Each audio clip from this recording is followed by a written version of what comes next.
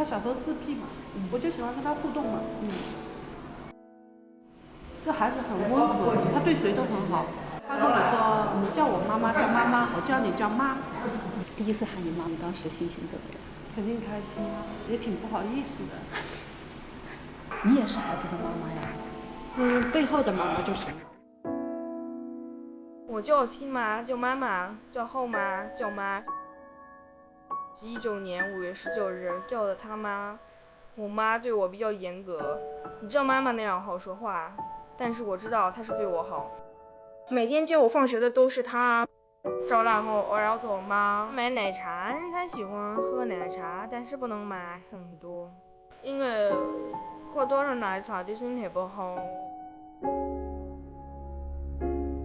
其实我一直觉得这个孩子吧，心挺细。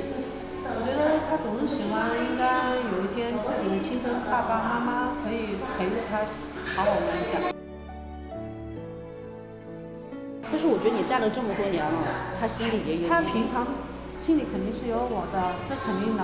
但是我觉得吧，这人是相互的，我对他好，但是他平常给我的温暖，已经回馈给我了。缘分碰到了，这就是跟你搭嘎了。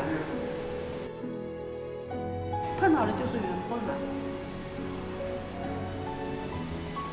我不要孩子，就是因为我是单亲家庭长大的，我没有信心管好一个孩子，我真没有信心教好一个孩子，我不要了。